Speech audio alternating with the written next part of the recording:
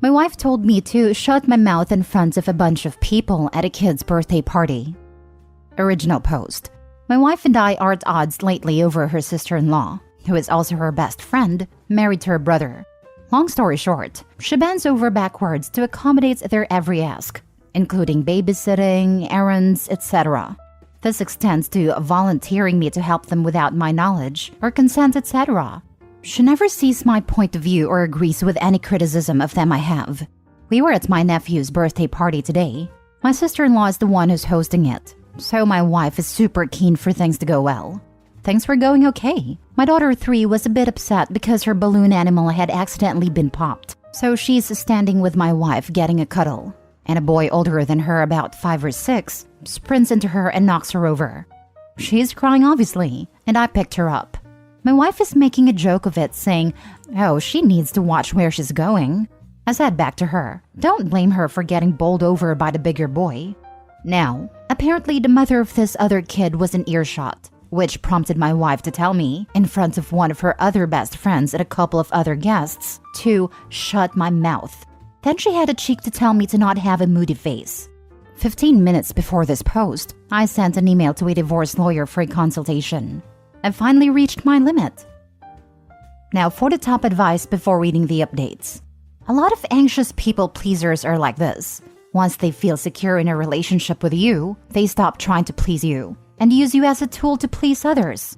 Generally, it's because they fear they and their loved ones will be reviled if they don't act like doormats. She is categorizing you and your baby in her head as part of her in a way, and that makes you and the baby subject to all her irrational fears of rejection and ostracism. The displeasure of others are terrifying, but you are not an other.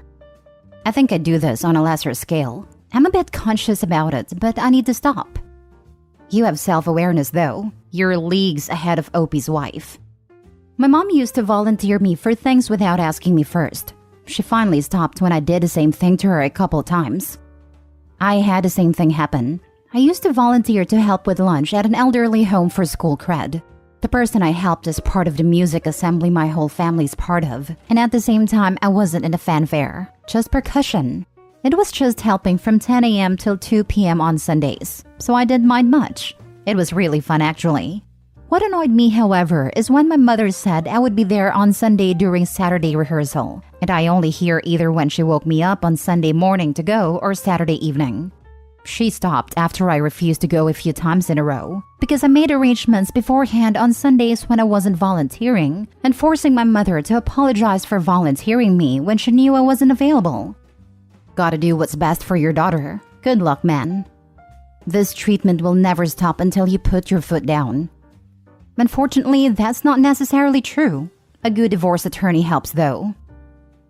Now for the first update. Firstly, I'd just like to thank everyone for your responses, supportive or otherwise. Being heard and listened to is such a mental boost.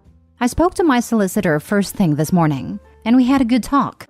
He knows I am angry and upset at the situation, and he says that he will get myself and my wife in for a consultation if we decided to go down that route. The issue in Scotland is that for divorce where only one party wants out, it can take upwards of a year to get it, and evidence of separation in that period, unless both parties agree to unreasonable behavior as the reason for the courts granting the divorce. So long story short, I can't proceed without her buy-in if I want it resolved fast. So I took my daughter to my mom's after this, and then sat my wife down. I told her that yesterday's situation was absolutely unacceptable, and that if I had told her to shut her mouth in front of my friends, that I'd be getting crucified from everyone we know. I told her she was lucky I kept my mouth shut at a party, and that I didn't care about how sister-in-law would have taken it. We fought again about sister-in-law, and again she defended her actions, saying that I'm the selfish one who won't help out my family when they need it. I then did a perhaps petty move of dropping divorce leaflets I'd printed from my solicitor's website in front of her. I said to her, I absolutely want to help my family, and this is how I do it. I told her about how I was tired of playing third wheel in my own marriage, and I told her that I was not prepared to subject my daughter to a lifetime of this subservience. Finally, it looks like what I've said has had an impact. She cried, and I think she was close to having a panic attack. This made me feel guilty because fundamentally, I don't think she's a bad person. She's just brainwashed into thinking sister-in-law is the second coming of the Messiah. So she promised that when I've finished work today, we can have a serious talk about things, and she will listen to my concerns. Right now, I'm not buying it, but I owe her and my daughter at least a chance to sort things out, so I'll see where it goes. To answer some questions folks had, I know this seemed like an overreaction to something, but you've got to understand this was the latest in a long line of sister-in-law related issues. Some folks have asked if my wife is gay and in love. I've thought about this as a possibility. I didn't ask her yet, but I may tonight. It certainly seems logical given how passionate she gets about it. Thanks everyone for reading, and especially all of you who have DM'd me. I appreciate more than you know. Second update. Hi again everyone. Thanks for all of your continued support and advice. I wanted to put another update on to let you know what was happening. So, we sat down last night for the crunch talks. I have to give her credit where it's due. She apologized for what she said at a party, and she said that she'd also have considered divorce if I'd done the same to her. I reiterated to her that my issue is that she completely makes herself subservient to sister-in-law at our expense. I pointed out how messed up it was that she didn't immediately take our daughter's side in this incident. The collision was accidental, I think, but I told her that to blame the little one was out of line, which she accepted. I then asked her outright if she had any sort of romantic feelings for sister-in-law. She squirmed and looked a little uncomfortable. She said that a long time ago at the end of high school, there had been a drunken kiss on a night out, but nothing beyond that. She sort of played the angle that she didn't want anyone, especially her brother, to know about it, and that's why she bends over backwards to make sure sister-in-law is happy. I asked her if sister-in-law had ever threatened to reveal this incident, but she denies that it's even been brought up. She just thinks that if the wider family knew, it would bring up a lot of weirdness. She swears that she has no interest in having any kind of relationship with sister-in-law, and that she's straight. I told her I didn't care about what she did that long ago, but that it needed to stop impacting our relationship in the present, because I am the thinnest of thin hairs away from walking away forever. She surprisingly apologized again, and said that she'd really try to work on it. I told her that I needed to see some proof of that, so she can consider herself on probation. I told her that if I feel that has happened again, I'll be taking our daughter to stay at my mom's. She accepted this, so we're proceeding cautiously. Sorry if this isn't the update you were all hoping for, but I think it's the best thing for the three of us right now. Third update 8 months later. I've posted here many times about issues I've had with my wife, most commonly with regards to her subservience to her best friend turned sister-in-law. She's promised to try and work on this, given how much it has impacted our marriage. But today, I think we passed the point of no return. You see, today is my birthday, though it's now past midnight. This morning, my daughter, who is nearly 4, gave me huge hugs and kisses, which was great. My wife gave me a card and told me that my gift hadn't arrived in the post yet. My suspicion is that she's yet to order it, or ordered it late, whatever it may be. I then logged into my work and did my shift like any other day. My wife was off work, while my daughter was at my mom's for a visit. Nothing special was planned for the evening, because there were plans in place already. Just that, those plans didn't include me. Sister-in-law and a couple of my wife's other friends had arranged to go out for dinner and drinks, because a voucher sister-in-law had for a particular restaurant expired soon, and my birthday was the only date they could all make. Awful, right? Gets better though, because my wife made a big social media post wishing me a happy birthday, saying how crap it was that I had to work all night on my birthday, which is a complete lie. But it does make her look less bad in public for not spending my birthday with me. The issue is, because she's done this, I now couldn't make plans with friends or family without exposing her lie. So, yeah, great birthday. When I think about how she'd react if I had pulled half the nonsense she has pulled, I can't see it ending any other way than me getting screamed at, even though she's chosen to spend my birthday with sister-in-law instead of me. On the plus side, I did some Warhammer painting after I collected my daughter and played with her a bit before bed. She also asked why mommy wasn't here, which kind of crushed me. Am I wrong to be annoyed about this? Wow, on the social media post. When she sees you, she sees a doormat, so that's why she's walking all over you. You deserve to be treated better. You should have totally called her out on her bluff. It would be fair. Happy birthday, my friend. Why the heck did you cover for her? Go out with your buddies. Have fun. Don't roll over and ask her to pummel you some more. When she's treating you like an afterthought, why do you feel you have to be loyal and sacrifice your own fun for her? Agreed. He is far nicer than I am. I am so next level petty. I would have replied to the post exposing her BS, or at least messaged my family about it. Wish Opie took his daughter out and had a nice meal together. Sounds like his daughter took after her dad, and is so sweet.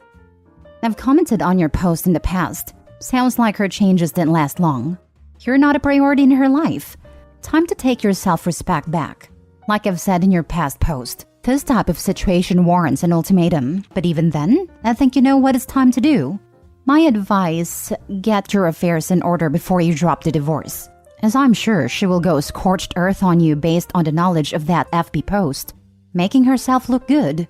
Stop being the nice guy. All she cares about is her image.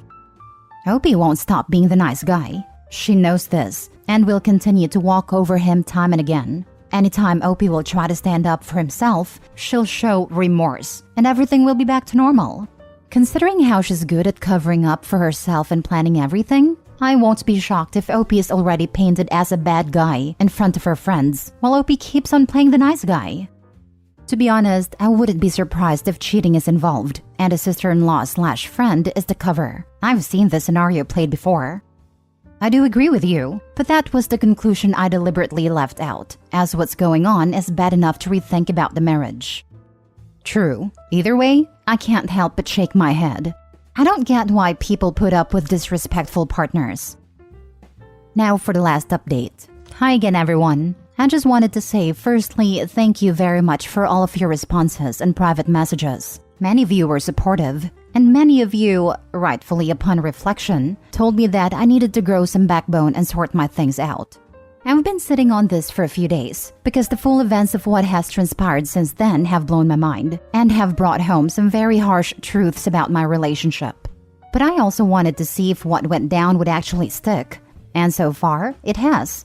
The fun question out of the way first. For those who were asking about my painting, I was painting some Thousand Sons Terminators. So starting the day after my birthday, my wife initiated intimacy. And let me tell you, this was an occasion in itself.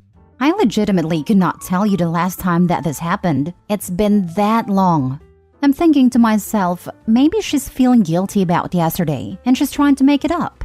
But after the deed was done, she turns around to me and says, "Your present won't be here for another couple of days. That will have to do for now." I'm pretty disappointed at this point, not because I had a huge desire for a particular gift, but because she felt that her behavior the day before was fine. And then for her to think I'll use intimacy to cover up my screw-up was also a bit of a blow. Whatever, I've sucked up worse before and powered through. What broke me was her opinion on sister-in-law's birthday. Long story short, for those who don't know, sister-in-law is possibly my least favorite person on the planet due to her parasitic behavior and main character syndrome. Coincidentally, her birthday is a couple of weeks after mine. My wife told me all about her birthday plans for her. She wanted to get her a gift for her favorite massage therapist. What was the big deal? The shop only sells paper vouchers, and it's a 3-hour round trip to the shop. So off she went, again leaving me with my daughter, and what commenced next can only be described as 3 hours of my brain simmering slowly towards an explosion. I took my daughter to my brother's house because I knew that when my wife came back, I was going to explode. When she came back, I was sitting in the living room with a bag packed for me, and in an admittedly petty move, one packed for my daughter. This immediately got her attention, and she demanded to know what was going on. I unloaded it all. It wasn't incoherent, and I definitely got more emotional as I unloaded more grievances. I started by telling her it was unacceptable how she completely screwed up my birthday while making sister-in-law's birthday a major priority. How I was sick of feeling like a third wheel in my own marriage. How I had literally sacrificed my personality on the altar of keeping her happy. How I never saw my friends anymore, yet she could do whatever she wanted. How I take care of the house despite working more hours than her, for not even a shred of gratitude. How she used our lack of intimacy as a tool of manipulation and control. I cried and shouted. She did the same, but vehemently denied all of my accusations. She then demanded to know where our girl was, and I told her. I told her that she would not be using her as a bargaining chip against me. We eventually calmed down enough to agree that I would keep her at our house while she temporarily stayed with her mom and dad. I agreed to drop her off for visits while we worked things out. It's been a few emotionally exhausting days. I feel drained, spent, and tired. But I have my little girl, and I feel like I have done what I could. I don't know what my relationship status is right now. We haven't been speaking, except to arrange drop-offs, and I'm comfortable with that for now. I need some more time before I consider more permanent steps. I've never ever unloaded on her like this before, but Jesus Christ, it felt good, even if she continued to deny everything. God, poor Opie. The wife would definitely build an art room for the sister-in-law if she had a chance, but right now, they both just seem okay with semi-indentured servitude.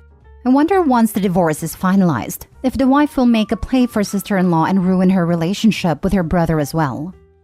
Yeah, he totally just glossed over his wife getting romantic with her best friend, and the feelings she is obviously still holding in.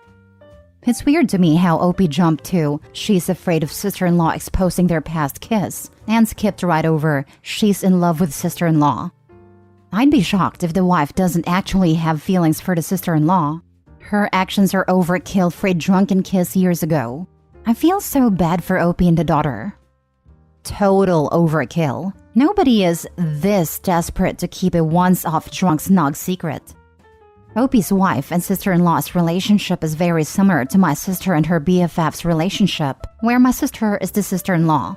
Her BFF will literally drop whatever she's doing to cater to my sister's every need. My sister is very charismatic and manipulative, and can easily drop anybody in her life without thinking twice. And after her BFF disagreed with her on a couple of small occasions, my sister dropped her. Her BFF comes crying to me, and after a few months, they're friends again. But this time, her BFF never disagrees with her and will do anything, like drive across country by herself for her. Manipulative people love to surround themselves with people that are easily manipulated. This will be a situation where Opie will find himself being happier as a single parent, and his daughter will likely be happier spending time with him. She won't be splitting attention with her aunt like she will while spending time with her mother. Or blamed for other kids ramming into her. Poor little girl.